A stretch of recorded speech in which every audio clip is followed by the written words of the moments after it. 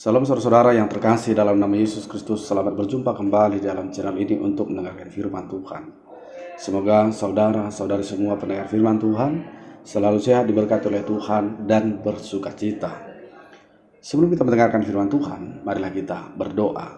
Damai sejahtera Allah yang melampaui segala akal akan memelihara hati dan pikiranmu di dalam Kristus Yesus.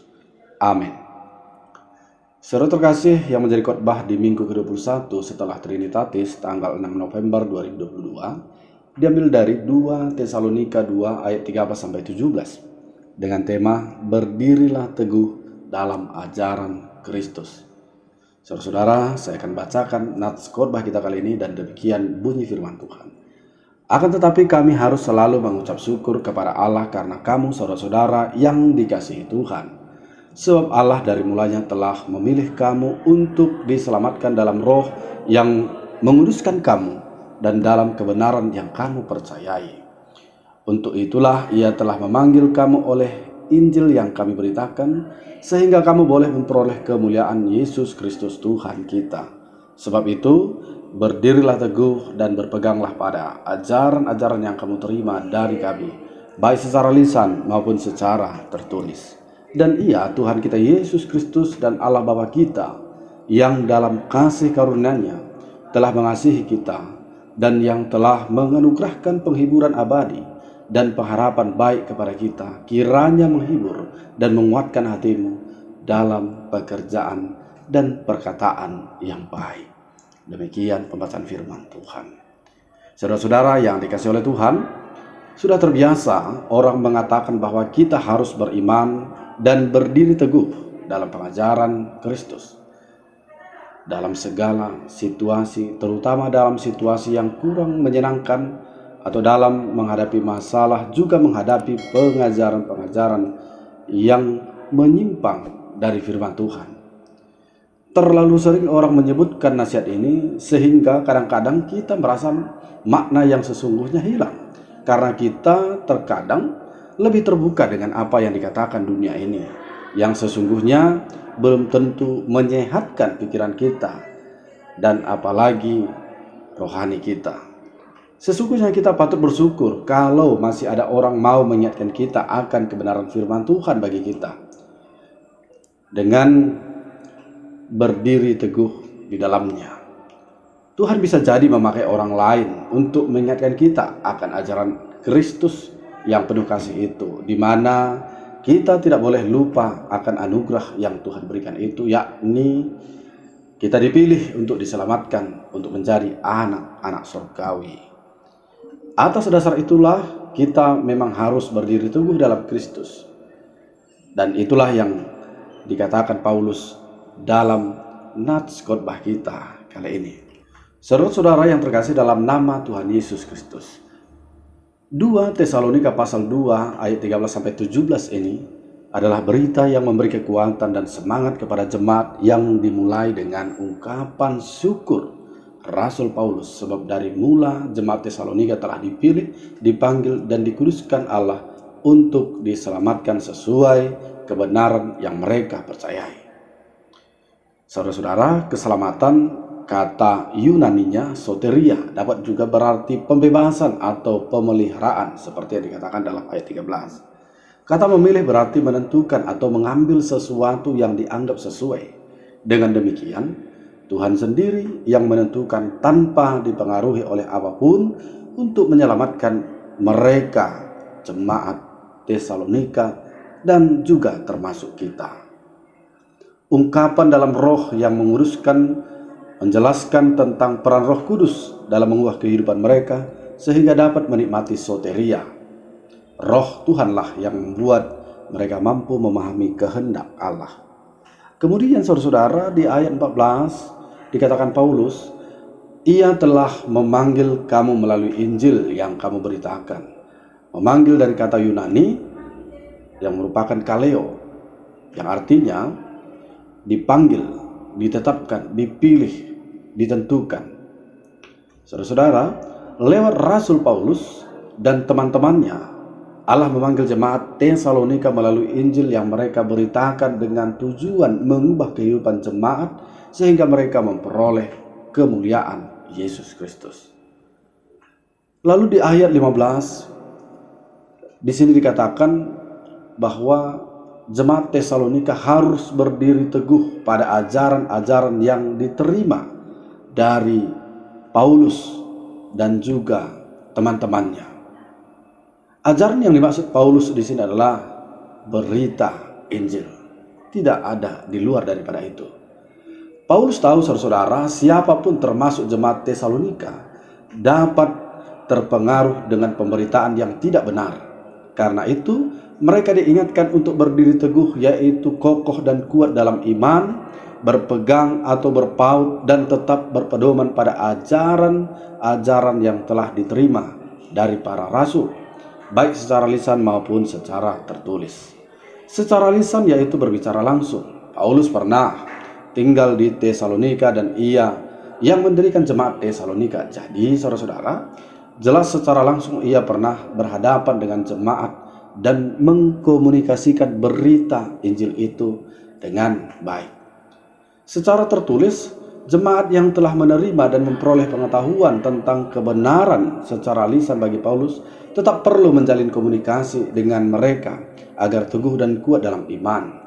Komunikasi itu dilakukan melalui surat atau secara tertulis. Kemudian saudara terkasih, di ayat 16-17 ini merupakan doa Paulus yang memberi semangat, kekuatan, dan penghiburan.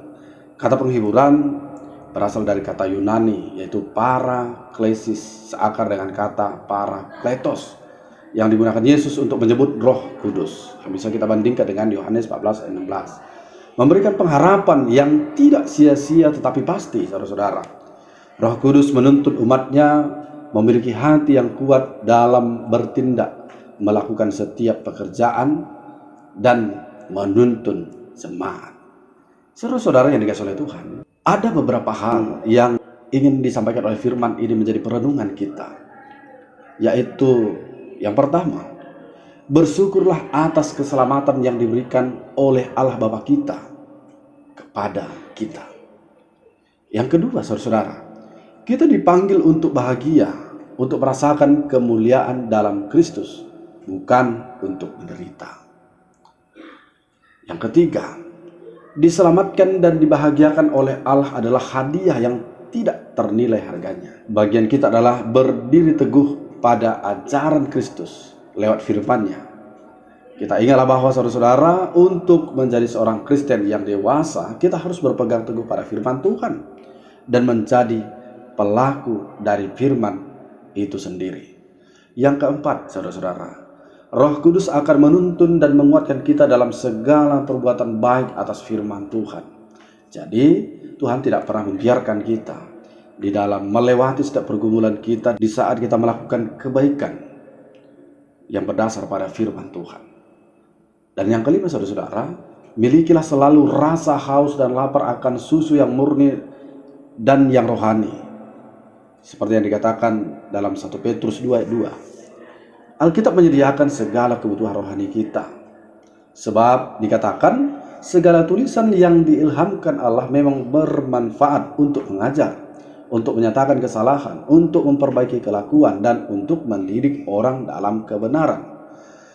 Dengan demikian, tiap-tiap manusia kepunyaan Allah diperlengkapi untuk setiap perbuatan baik, yang dikatakan dalam 2 Timotius 3 ayat 16-17. Jadi saudara-saudara, tetaplah berpaut pada firman Tuhan, berpegang teguh pada firman Tuhan, apapun alasannya. Saudara-saudara, sebagai ilustrasi dalam khotbah kita kali ini ada sebuah kisah seorang anak bernama Kian Hong Yan yang mengalami kecelakaan tragis ketika usianya baru menginjak umur 4 tahun. Kecelakaan yang ia alami merenggut hampir separuh dari bagian tubuhnya. Bukan mudah baginya untuk menjalani kehidupan setelah mengalami kecelakaan fatal itu. Ditambah lagi dengan kondisi perekonomian keluarga Hong Yan yang serba terbatas. Bahkan karena tidak mampu membeli kaki palsu untuk Hong Yan, ayahnya lalu membuatkan alas untuk berjalan anaknya dengan menggunakan bola basket bekas. Namun saudara-saudara, keterbatasan bukan menjadi alasan bagi Hong Yan untuk melanjutkan hidupnya serta mengejar mimpinya, yaitu menjadi seorang atlet renang. Hong Yan tidak pernah mendengarkan cemoohan orang atas apa yang terjadi pada dirinya. Ia tetap tersenyum dan tegar serta tetap mendoakan impiannya itu, meskipun orang-orang di sekelilingnya selalu berkata bahwa hal itu tidak mungkin. Saudara-saudara, waktu berlalu.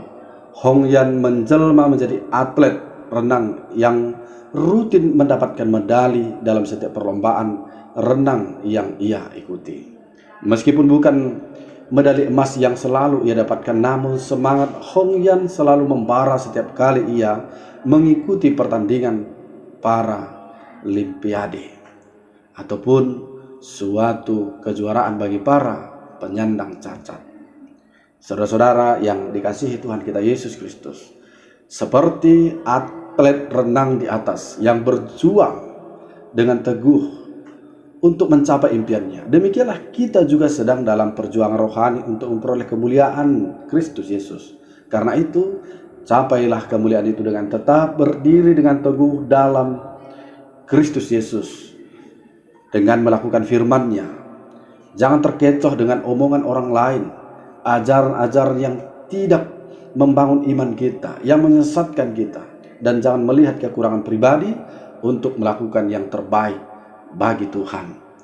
Demikian firman Tuhan. Mari kita berdoa.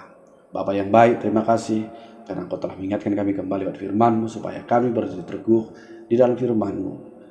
Karena dengan demikian kami akan selalu berada di dalam kemuliaan-Mu ya Bapa di surga. Bapa yang baik, pendengar firman Tuhan, zaman Tuhan, Engkau selalu memberkati, Engkau selalu memberikan berkat-berkat-Mu dan pelihara kehidupan mereka, pekerjaan mereka. Dan demikianlah juga Bapa di surga, dosa kami masih ada di hadapan Tuhan. Ampuni kami Tuhan, siapapun kami, supaya kami terbaik di hadapan-Mu. Di dalam Kristus Yesus kami bersyukur, berdoa. Amin.